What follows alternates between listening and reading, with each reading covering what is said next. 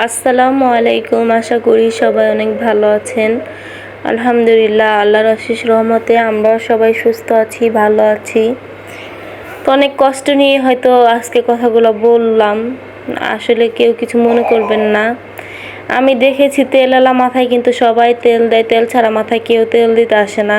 এই কথাটা মুরব্বীদের কাছ থেকে অনেক শুনতাম, আজকে নিজের থেকে প্রমাণ পেয়েছি। স্বামী যদি কামাই রোজগারে অনেক ভরপুর থাকে তাহলে কিন্তু বউ ঘরের লক্ষ্মী হয়। আর যদি স্বামীর কিছু না থাকে, স্বামী যদি একটু হয় তাহলে কিন্তু ঘরের বউ অলক্ষ্মী হয়ে যায়। তো যাই হোক, কথাগুলো বলার পিছনে অনেক কারণ আছে, সেটা নাই বলি। আর হচ্ছে এদিক দিয়ে যে আল্লাহ যে হালে রাখছে সেই হালে নিজেকে অনেক কিছু মনে করি যে আল্লাহ তুমি যে হালে রাখছো, আলহামদুলিল্লাহ, আল্লাহর কাছে লাখ লাখ শুকরিয়া। ওদিক দিয়ে হচ্ছে কুরবানি ঈদ চলে আসলো। দেখেন আজকে বাইরের পরিবেশটা কিন্তু সুন্দরই লাগতেছে, গাছগুলা সতেজ, একবার বৃষ্টি পেয়ে। এদিক দিয়ে হচ্ছে যে আমাদের বাড়িওয়ালা গরু কিনে এনেছে কালকে রাত্রে, গতকালকে রাত্রে এনেছে 1,80,000 দিয়ে।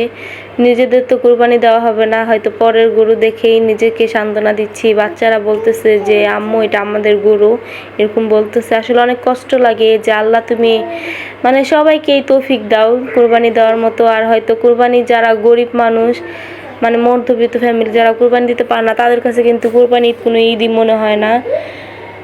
আর হচ্ছে নিজের ফ্যামিলিরাও এমন মানুষ আছে যারা মনে করেন যে দিতেছে হয়তো তেমন হলে তাদের খুশি, কিন্তু অন্যদের কথা তারা চিন্তাও করবে না। তো যাই হোক, আল্লাহ যদি নিজেদের কুরবানি দিতে দিবে, হয়তো সেদিন বাচ্চাদের নিয়ে আনন্দ করতে পারবো ইনশাল্লাহ।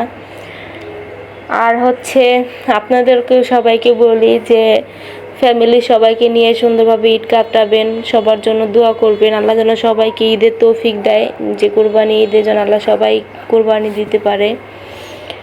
হয়তো অনেক মন খারাপ হয় যে বাচ্চা ছোট, আমার মেয়ে কত আশা নিয়ে গরুর সামনে যে বলতেছিল যে এটা আমাদের গরু, এরকম বলতেছিল। তো যাই হোক, কষ্ট হয়। হয়তো মেয়ে একটু বড় হলে বুঝতে পারবে যে ঈদ কি, হয়তো এখন বুঝবে না, এখন যা বলায় বোঝাই দিতে পারবো।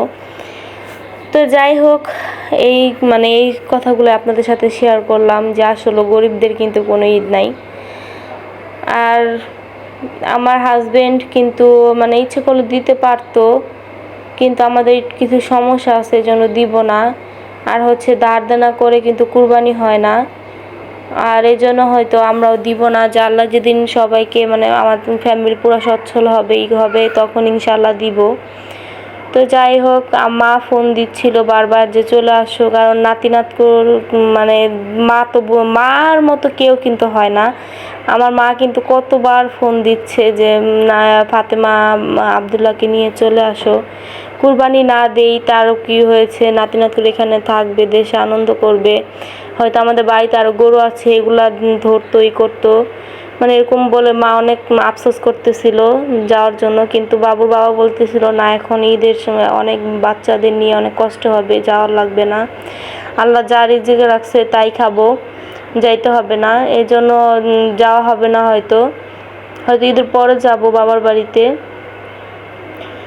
এই জন্য আপনাদের সাথে কথাগুলো শেয়ার করলাম। আমার কাছে কেন জানি না ঈদ চলে আসতেছে আর অনেক খারাপ লাগতেছে যে আজকে যদি আল্লাহ তৌফিক দিত, হয়তো কুরবানি দিতে পারতাম, বাচ্চাদের নিয়ে আনন্দ করতে পারতাম। কিন্তু না, আল্লাহ তো হয়তো রিজিকে রাখে না, এই জন্য দিতে পারবো না। অনেক কষ্ট নিয়েই আপনাদের সাথে কথাগুলো শেয়ার করলাম। আল্লাহ হাফিজ।